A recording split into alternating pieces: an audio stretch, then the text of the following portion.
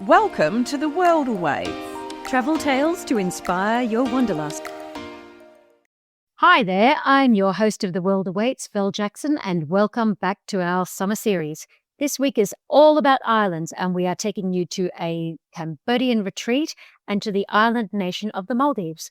First up, my co-host Kirsty Bedford takes us to the gorgeous island resort of Song Sa in Cambodia's Koh Rong archipelago. Bought by Australian Melita Coolmanders for a cool $15,000, she has transformed it from knee-deep in rubbish to a luxury retreat with Cambodia's first protected marine park. Hear from the island's marine biologist Anna Sabrina Petri about not only how it supports the ongoing conservation efforts, but continues to enrich the area. So beside its beauty, what made you want to go there, Kirsty? I mean, I want to go to a private island in Cambodia. Just please take me. Yes. So I was beyond fascinated, I have to say, with Melita's achievements, and I really wanted to experience it firsthand. So, as you point out, it is also an exceptionally pretty island, but it's just, I'm fascinated with the whole philanthropy and conservation concepts around tourism. And so I visited and wrote about it for Carry On Luxury, and also I wrote a cover story for the New Zealand Herald, and we can put the links to both of those in the show notes. Okay, so now I'm desperate to get to the private island in Cambodia. Whereabouts is it exactly? So it's a tiny island in the Koh Rong archipelago, which is off the mainland of Cambodia. So to get there, you need to fly into a main city, and then you go down to Sihanoukville, which is down the south, which is a 45-minute flight from Siem Reap. And then it's about a 45-minute speedboat from there. But can I tell you, oh my God, the journey is really all part of the experience. So when you get there, it's so worth it, because actually the boat ride out is really lovely, and it's in a little speedboat and it feels really quick.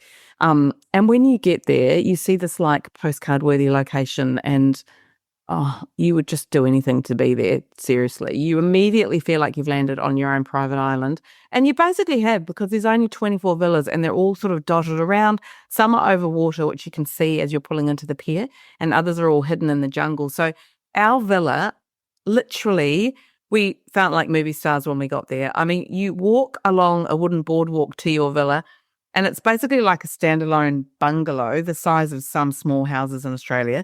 And they're all built sustainably from local driftwood and salvaged wood and local stone. And that's kind of half the point of the story, right? So the whole design ethos was that they replicate a Cambodian village. And the door opened, our butler took us, and because your butler guides you, you have a dedicated butler from the minute you land on the island. And then he guides you to your villa, and then he opens the door, and there's this huge living room with a 12-seater dining table and a sunken lounge with a lounge suite that seats like 20, overlooking an infinity pool that looks out over the house reef, and beyond that, the Koh Rong Island in the distance. And all you see is just ocean and blue, blue on blue on blue.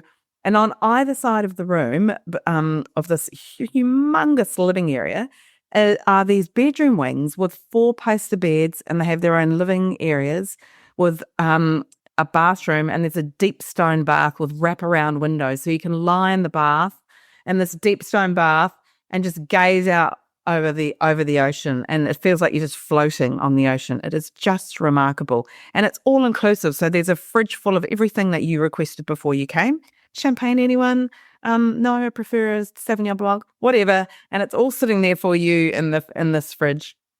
And of course, you can order whatever you like to eat. And then each day, there's a little tiny scroll that's rolled up and attached to your door. And when you open the door, you have this teeny little scroll that you unroll and unfold, and it tells you where you're going to dine for that night. So one night it might be, there's a couple of different restaurants, or you can dine. One night we were just dining beside the beach, with our feet in the sand to a beautiful sunset, and we were literally the only ones there for like most of the night. Oh gosh, that sounds absolutely incredible. So, I mean, how did this island, this island paradise, how did it come to pass? I mean, how did Melita change? How did she put a stamp on it? So she had this, she originally didn't have a vision to build a resort. So her initial priority was all about just cleaning up this island. So she bought this island. She didn't really know what she was going to do with it. Her and her boyfriend at the time had been traveling around Cambodia. They literally came across this island. She'd seen this island in the distance and she said to a fisherman, "Can you take me out there?" It took like hours to get out there back then. And she got taken out to the island and it was just filled with rubbish, like literally like more than knee deep full of rubbish. And then he said, "Do you want to buy this island?" Because he wanted to move back to the mainland. And she said, "How much?" And he said, 15,000 US. And she said, "Fine." She went back to the mainland, got the cash out, brought it back in a brown paper bag, literally, went back and gave the cash. And then she got the locals from the Korong, the main island, the mainland, which you have to get a boat over. She basically engaged the community and mainly the women, and they picked up all the rubbish.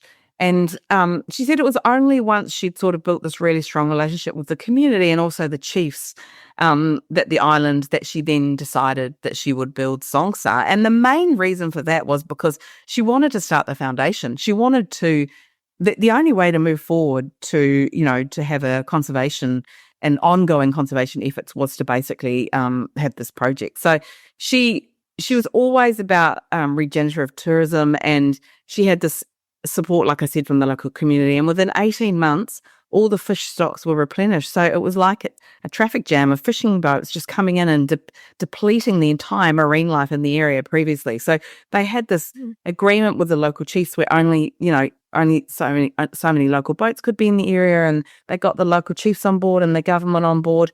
And her efforts in collaboration with those local chiefs and authorities formed Cambodia's first protected marine park. Remarkable. So she just 7 years after she bought the island, the Songsa opened its doors, and the foundation was also formed a year later. And that was, like I said, purely to give back to the communities who supported her and to ensure that protection of that entire ecosystem around that island.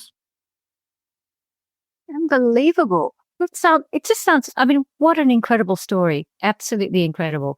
So when you were on the island, back to you, when you were on the island, what did you actually do while you were there? So because of this concept, everything you do when you're on the island is around the Songsa Foundation, which I just loved. So we took a boat over to the main island, to Korong, and you can go kayaking in the mangrove forest, which is just beautiful. I mean, I'm talking glassy waters, just spectacular. And these eco-friendly little guest houses are on the riverbank. So if you wanted to, you can go and stay on those little guest houses. And the local government is planting mangrove seedlings and releasing fish to try and enrich the ecosystem there too. And we also went over to Korong, the main sort of island, which is, so like Songsa is like a little island off this main island, which is off the coast of Cambodia. So we went with, there's a marine biologist and conservationist called India Thomas, who took us by long tail over to the local community on that island. And we wandered through the township, and you can sort of see the tiny wooden stilts. And the thing here I found really interesting was there was a lot of children running up to us, and you want to give them money. And she said to me, "Whatever you do, don't give them money, because if you give them money, it prevents them from going to school. And the whole point is, if you really want to help them as tourists, give the money to the foundation, because it is genuinely going back in to ensuring the education of these kids." So we learned, you can go over there when you stay in Songsa and you can meet all the locals and see this beautiful little community and see their school. So they've got a school over there and they teach the kids English. So we went up to the school and there was like about half a dozen kids up there, and they're all, reciting English. And they love to meet you. So that was one of the things we did. Another thing we did was, you can go, there's another teeny little island called Kobong, which is connected by another bridge to Songsa Island. And there's a naturalist and botanist who works on the island, and you can go with him and he'll take you over and talk about all the plants and trees that you're seeing. So the wild yams and the edible orchard tree, the banyan and rosewood trees. And he talks about, educates you, about the flora, all about the flora and fauna basically on the islands while you're there.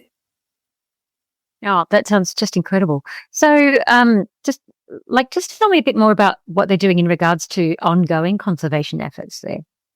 So while we were there, you can, of course, also snorkel with the marine biologists and see the seagrass and the work they do to restore the coral. And while I was there, I actually sat down with marine biologist Anna Sabrina Petrie and had a bit of a chat with her specifically about this because she was so passionate about it. So I'm going to hand over to her. So let's take a listen to see what she says about the work they're doing. You have these structures on the reef which are integrated in the reef, but there's just a bedrock.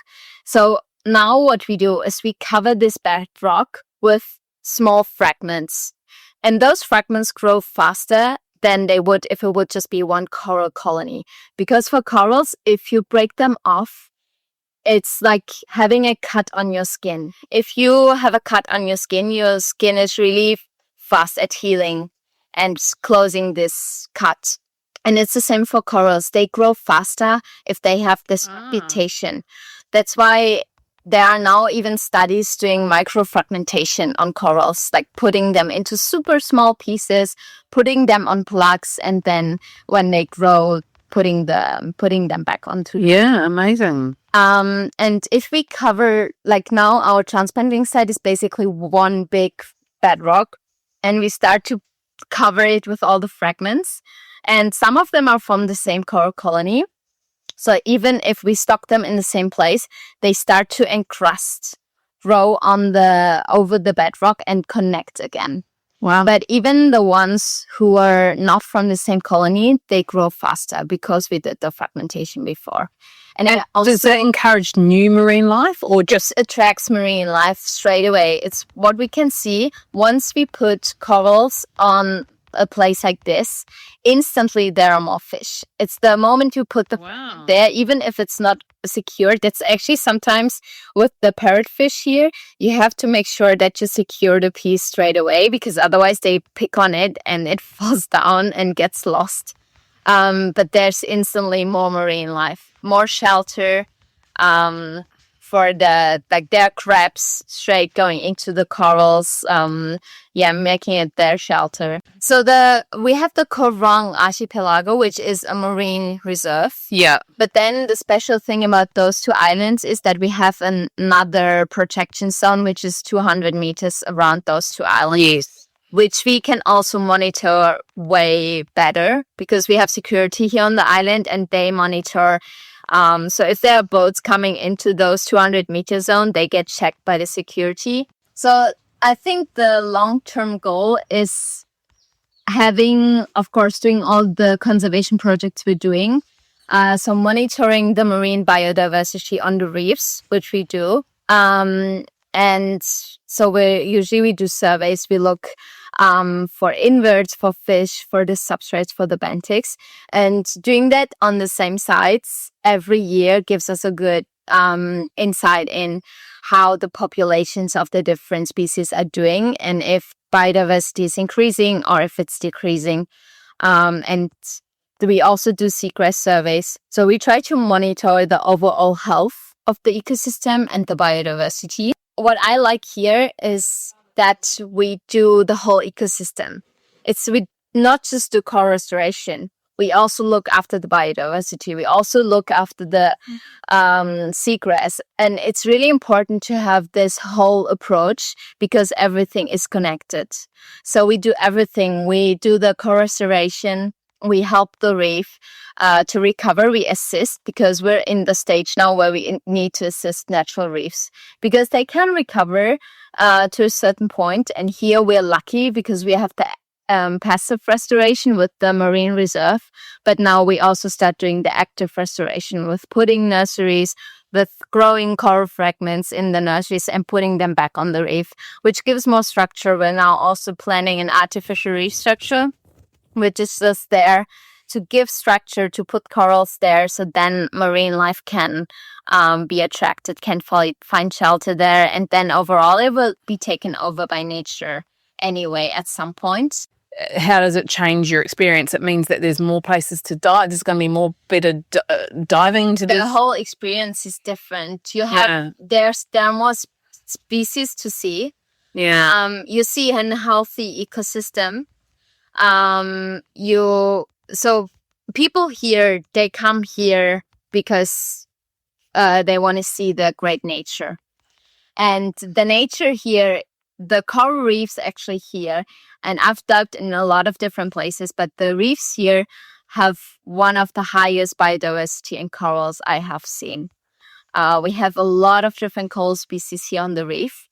And coral reefs are hotspots of biodiversity. They attract a lot of marine life, even if they're just cover such a small amount of the whole ocean. They are the hotspots where all the marine life is attracted to. So if you wanna have a great experience as a traveler, you want to go in a place where you can see a lot of different stuff, where you can see an ecosystem in like how it would be naturally. And this is what we want to achieve. We want to have a healthy ecosystem with healthy nature, where we have all those species for people to see and to have authentic experiences in like basically the encounters you would have with marine life here.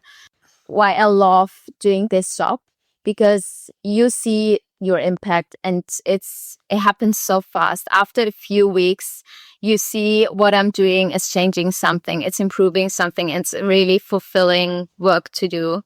That's also something which we have the privilege of having this education, but we want to provide it to the community here. We want to give it to the locals here.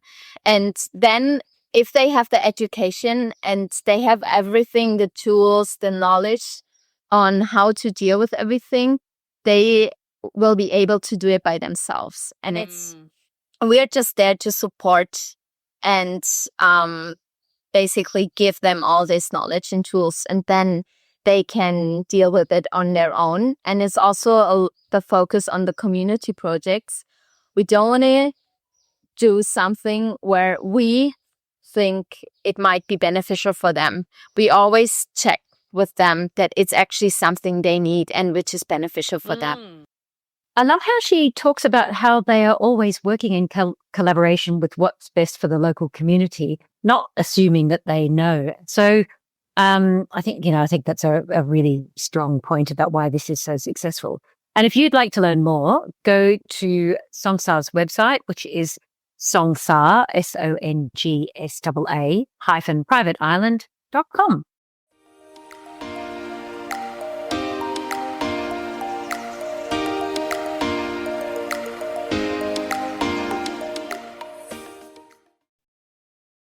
Next up, I'm chatting about my recent visit to the Maldives. This time I stayed at 2 resorts, Niyama Private Island and Avani Fares. We're talking about the food, the different types of resorts, their sustainability, and of course, whale sharks. Turquoise lagoons, incredible sea life, over water villas, and must be the Maldives. This week, Belle's my guest, and she's taking us to this beautiful island nation to see whether it lives up to the hype. So firstly, Belle, for those who don't know, where are they? Well, let's start with our little geography lesson here. This little archipelago is southwest of India and Sri Lanka. There are just under 1,200 coral islands in the Maldives in 26 atolls. And only 200 of those islands was inhabited. All these stats just blew my mind. What is really interesting is that half the number of those islands are inhabited by Maldivians and the other half are tourism resorts. And fascinatingly, that balance is changing. But look, the capital is Malé, which is one of the most densely populated capitals in the world. And it's not because it's got a ginormous population, but because the islands are just so insanely small. So everybody is chock on top of each other. So when you look at the size of the Maldives, it's only 870 kilometers from the top to the bottom and just 130 kilometers wide. So it's absolutely tiny. In fact, when the first plane landed in the Maldives in 1960, Malé was just too small to accommodate an airport. So they put the landing strip on the neighbouring island, Hulhule Island. And I've got to say, the first 2 times I visited the Maldives, to get to Malé from the airport, you had to catch a small boat called a donie across the stretch of water from the airport to the capital. Now, there's actually a large bridge connecting the 2 islands. So when I was there last month, that was the very first change that I noticed flying in. Yeah, wow, interesting. So how do you get there from Australia? Well, I've got to say, we are terribly unlucky here in Australia that there are no direct flights from Australia. But look, watch this space because I anticipate news to be announced very, very shortly that will change this. So at the moment, most people fly to Singapore with Singapore Airlines and then they transfer on to the Maldives. You can also fly via Kuala Lumpur with Malaysian and even with budget carrier Air Asia, which I find is really fascinating. This time I flew with Sri Lankan Airlines and I transited in Colombo. It's only an hour and a half from Colombo to Malé. It's probably the closest of the transfers. So it really depends on your budget and the best connections because often we are stuck with quite a long wait in those transit countries. But every airline worth its salt flies into the Maldives, including all the Middle Eastern carriers. Turkish is in there, Aeroflot comes from Russia, British Airways, and all the Chinese carriers are in there too. So, who's not there really is the question. Yeah, wow, that's fascinating. So tell us a bit about where you stayed. Well, look, firstly, almost nobody stays in Malé, the capital. While it has improved, it is generally regarded as pretty dreary and you can cover it off in a short time. The highlight for me when I visited on a previous trip to the Maldives was the fish market, which sounds kind of rando, but when you go in, you see these absolutely enormous whole tuna sold. At the end of the day, they'll just be flogging it off for a couple of dollars a kilo of this beautiful, beautiful fish. I mean, it's not the ideal way to see the famous marine life, but there you go. I've got to say, most visitors don't go to Malé. They stay at the airport and connect straight onto their resort, either by speedboat for those resorts close to Malé, by a commercial flight to one of the domestic airports dotted around the atolls, or via seaplane. Now we're talking, who doesn't love a seaplane?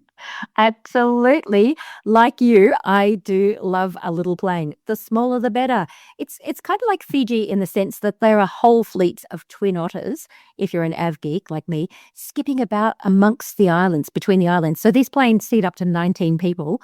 And they have the most beautiful runway in the world. They take off and land on water. And I just love the seaplane terminal in the Maldives, seeing all of these private planes whipping out to the ultra-luxe resorts. The seaplane transfers are the most indirect and also the most expensive way to get to your resort. Alternatively, for a lot of them, you can take a commercial flight to the nearest airport and then you take a speedboat onto your island.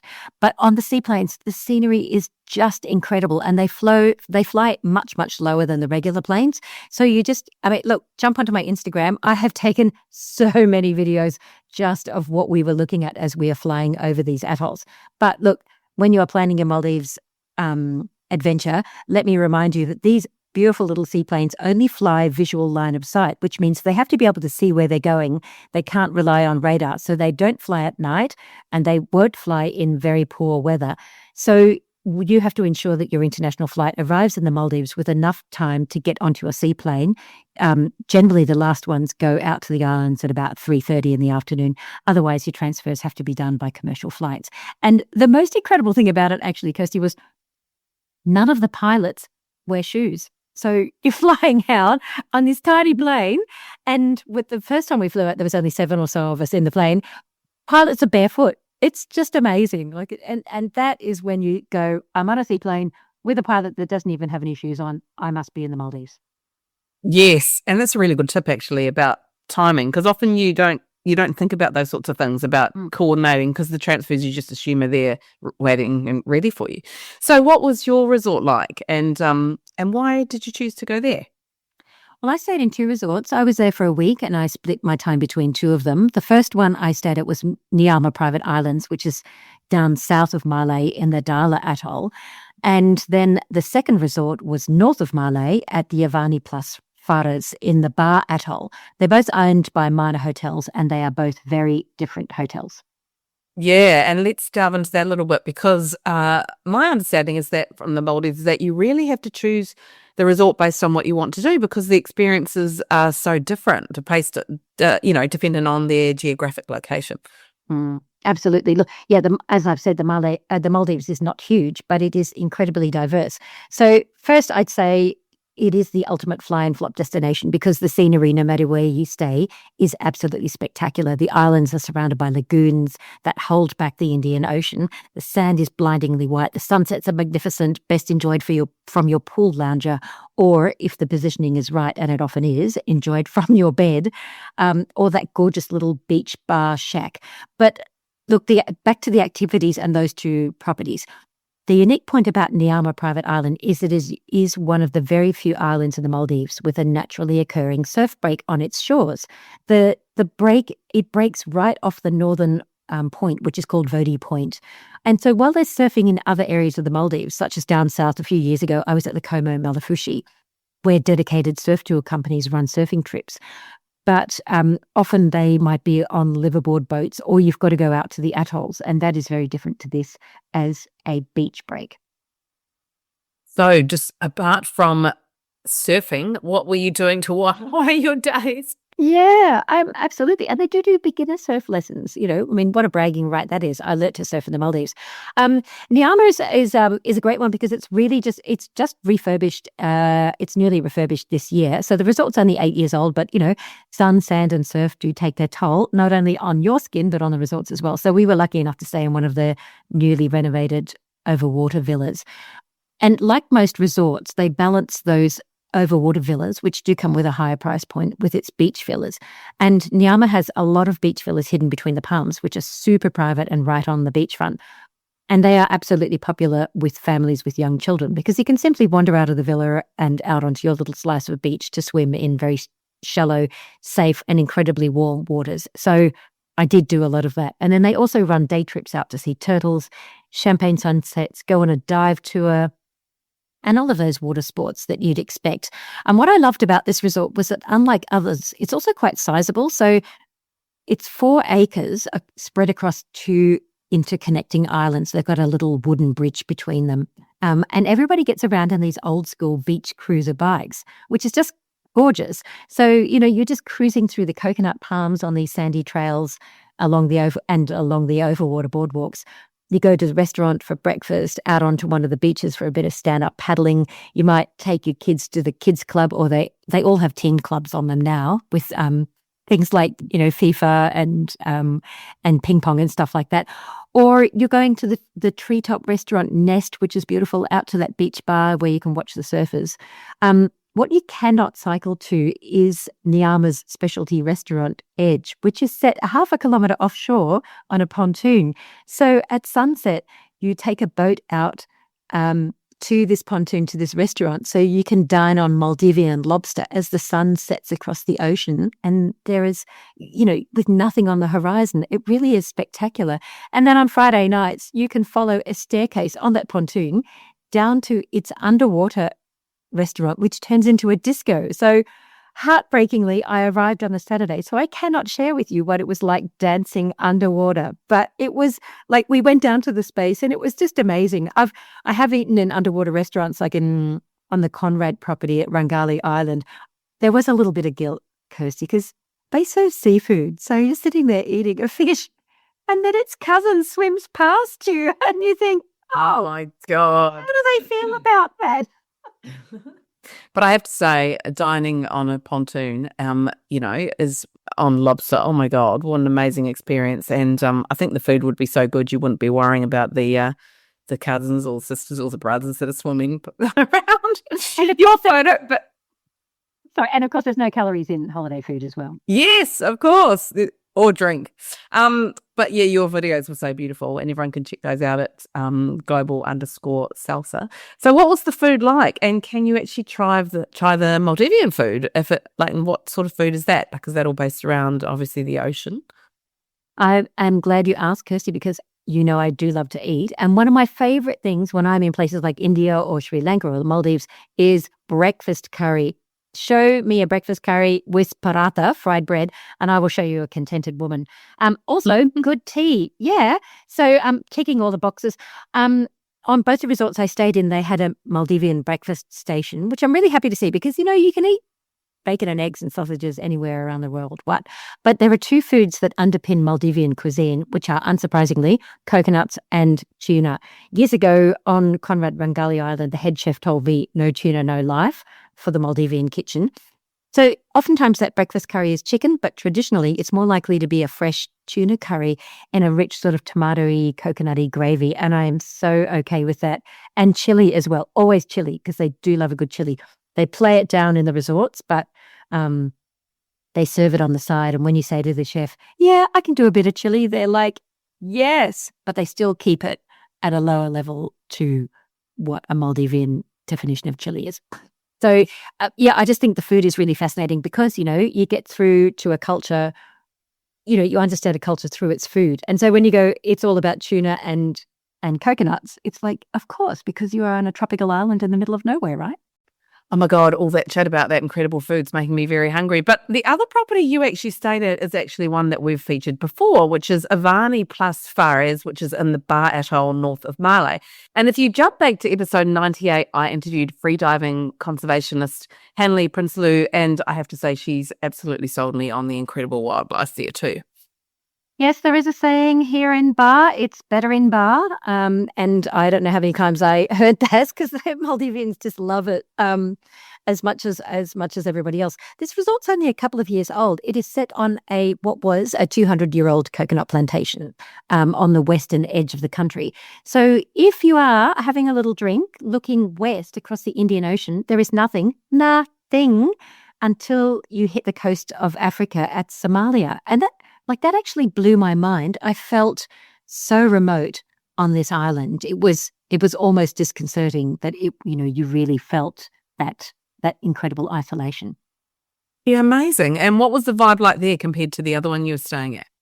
Yeah, compared to it is a really different animal compared to Niyama. It's not a question of the number of rooms because Niyama has 134 villas, which range from overwater and beach villas.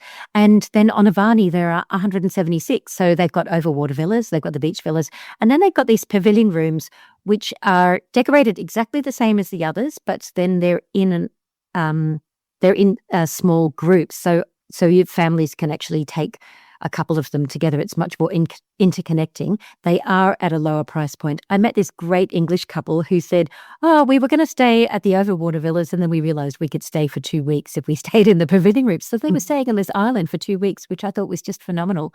But there's a very different energy on Avani Plus. I feel Niyama is really classic, wonderfully laid back in that Maldivian escape style. Avani has more activities, and that is due to the location. Avani won the Best Dive Resort award at Maldives Travel Trade Awards last year, and it's actually won it a couple of times, and that is fighting off some serious competition. I'll give you an example of because I'm a snorkeler, I'm not a diver. I'm not a bad snorkeler.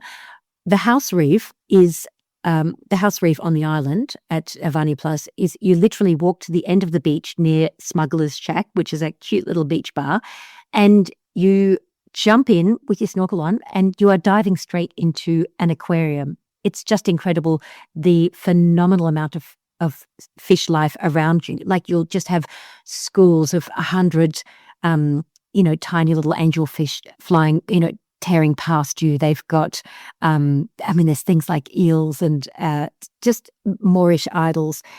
And the numbers are phenomenal. And look, I've snorkeled extensively in the Great Barrier Reef in places like the Great Astrolabe in Fiji, in southern Fiji. On this beach, turtles have been laying their eggs and the hotel protects them. They have about 50 or 60 hatches on the island around the year. And that's just a place where you're having like a sunset drink. It's absolutely phenomenal. There's a drop-off from just a couple of meters offshore and it drops past and people were seeing sharks, nice, friendly, delightful sharks, just off this reef. It absolutely blew my mind, Kirsty, to be completely, no holds barred honest with you. It blew my mind. In fact, I had a chat with Avani Plus Fares General Manager, Judd Rabbage, who is actually Australian and he lives on the island with his young family. And he's been there a couple of years and he's going to explain to you why it's better in Bar. The Bar Atoll is a UNESCO Biosphere Reserve. And for example, where we are, certain times of the year, you're standing on the jetty and you've got, giant manta rays even coming past, eagle rays, turtles, sharks. We call them vegetarians, unlike Australian sharks. They're vegetarians in the Maldives. They've got enough food, so they don't try and It eats humans, which we're lucky about, but also, look, every kind of marine life you can imagine is there. And because of it's a reserve, there's no fishing. The marine animals are really comfortable coming in close, comfortable with humans as well. So that is a destination as a bar atoll. You will not find marine life like that anywhere else in the Maldives. And I think a lot of places other than the Galapagos in the world, you can go to certain areas and just the sheer amount of turtles that'll be on one reef, or there's a pod of dolphins in the area. They're 1,000 strong. So it's an incredible atoll. It's far enough away, north that you're away from the shipping lines. You're away from normality, and where we are at Avani, we're on the very, very western edge. So you can't see any other islands, as you would have noticed, Belle, when you're on the island. You can see Vakaru just on a nice day, but it's about 15 to 20 minutes by boat. But you can't see any other islands, and that's what really makes us, being on that very western edge, the animals are comfortable to kind of swim in. So, throughout the day, is the amount of marine life you see is fantastic. I've been out now on the up to Avani Fares Bay, which is where they all congregate, where the giant manta rays congregate, and we're going out there, and all the Maldivian boys, and I love it. Look, I think as a leader, when you're there in the Maldives, you should really focus on the locals. We're lucky enough to be expats in their country, and we should always be grateful for that. And so I try, really get involved with the local boys, and they said to me, when we get past this point, just put your head out and you might see some whale sharks. And we saw this, and look, big in Australia, I see the odd fin, and I do get a bit of a fright. So I put my head out, and I sort of saw, the tail coming in out of the water, and got a bit of a fright. But the boys, one of the lads just jumped straight in, and they're giving me grief, obviously working at the hotel, and they said jump. And my wife is pretty quick always to jump in, so she jumped in first, and then I was right behind her, and just swimming with this animal that's 2 or 3 trucks, car sizes, big, and just how gentle they are, and swimming you can see so far in the water, and they're just so relaxed. It was, an incredible experience, absolutely incredible experience. You can definitely hear the passion in his voice about the wildlife in the Bar Atoll. And particularly, I loved it how he talked about how he jumped in with the whale sharks in the Avani Fares Bay. It's just amazing. I know. It's absolutely incredible. There you have it from the horse's mouth. Judd also told me, incredibly, the Australians, speaking of animals in travelling around the place, Australians are actually number 5 in the nationalities that visit the Maldives. I was so surprised by that. So the most popular market is Russians, and honestly, if you have a look at their weather, you can see why. With a big, then followed by a lot of Europeans, Germans and Italians. And then after that, Australians at number 5, which actually really surprised me.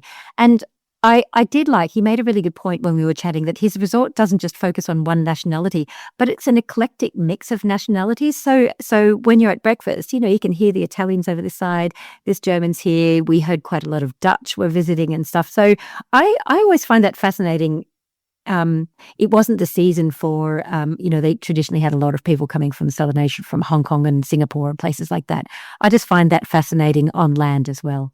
Hilariously, we were on the island at the same time as British reality star Carolyn Stanbury. If you ever watched The Real Housewives of Dubai, she was there with her Spanish footballer husband, Sergio Carollo, who I was happy to be sharing the island with. She was running her Power and Paradise retreats here. I'll leave you to read between the lines on that last comment. She was running her Power and Paradise retreats here in the Maldives. And it was really interesting, actually, to watch how a power influencer couple operates. But it is one of the most aspirational destinations in the world, along with other places such as Tahiti and the Seychelles. People are madly Googling that footballer's name right now. So on to more serious issues. The question is, with all this growth, is it going to be sustainable? Look, I've got to say, that is something top of my mind when I think of the Maldives. It is no surprise. It is one of the lowest lying countries in the world. The highest point is about 2 meters above sea level. So if you are talking about rising sea levels, I'm like, hello, Maldives, what are you doing about it? I did ask Judd about this, and we talked about the Maldives sea rangers who monitor the number of boats and proximity to animals. So, when you jump off a boat to go and swim with a whale shark, you can't just jump on the whale shark. It doesn't work like that. So they are monitoring that and keeping that distance. And they do come and talk to guests about the importance of keeping your distance from animals and staying close by the guides, because I think it's really fascinating. We tend to treat sea animals with a lot less respect than we treat land animals. Everybody is like, okay, they understand how lions or elephants need that space. And honestly, they're very big and they're very bitey as well. But we don't always necessarily think about this when we're talking about sea animals. And the Maldives is changing as well, because you're starting to find new islands that are being man-made or made by humans. It is incredible to note, like in 2017, the last time I was there was about 10 years ago, there were less than 50 resorts. Now there are 180 and at least 20 more opening in the next year or two. And we're talking about the biggest names in the business. Bulgari opens there next year. Rosewood, Amman, Capella, Mandarin Oriental, they're all coming in the next few years. And this is like $5,000 a night. So it's very much a luxury destination. What Judd, a point that he made about it was that the marine life knows for generations where these natural reefs are, and it's going to take them generations to feel comfortable about the new reefs. So this, there is muscle memory in the migratory parts. So what we've got to hope is that the tourism industry takes into account the sustainability, like actually takes on board about being sustainable. And that's not just, not using plastic straws and stuff like that, but having genuine measures to ensure that they are doing things like, getting away from diesel and having solar powered resorts, which makes sense. It absolutely makes sense about sourcing food locally, having the Maldivian lobster, not having the lobster that comes from Norway, which I think is an absolute no-brainer, because it means, yes, you've got less food bales, but also it means us, the tourists, are having a more genuinely Maldivian experience. Okay, so tell us a bit about local life. Look, it's an interesting question, because in the past, the Maldivian government kept the local islands and the resort islands separate, remembering that this is a Muslim country and bringing pork, pornography and alcohol in your luggage is forbidden. So if it is your want to travel with a little pork sausage or two in your hand luggage, I'd say don't. You can buy alcohol when you're in the Maldives, in the islands, of course. So the way that most people meet Maldivians, unless they take a dedicated local island tour, which I've done in the past, is you meet it through the resort staff. And I was really pleased to note that in these two internationally owned resorts, about half the workforce is actually Maldivian. So it might be the surf guides in the dive centre, or the personal trainers, the chefs, the butlers looking after the villas or the rooms, and a lot of the wait staff, mostly men in this situation. And they all really had a genuine warmth about them. I mean, they live in what most of the world considers paradise, and they are pretty proud of it. So what's changing in the Maldives now is the rise of homestays on the local islands. About 10 years ago, the government changed its laws to allow homestays, and they range from backpacker up to fancy 5-star homestays. Although, it's pretty hard to compete with some of the world's great hoteliers who have opened resorts here. But I think that homestays are the next story that the Maldives has to share. And my last question to you is, of course, interesting for most people, how much do they cost? Well, look, at Niyama, you budget around $1,500 a night, and that will range from being half board to full board, whether you get breakfast and dinner or breakfast, lunch and dinner, and what's in your minibar and things like that. And as I said earlier, the overwater villas tend to come with a higher price tag than other types of accommodation.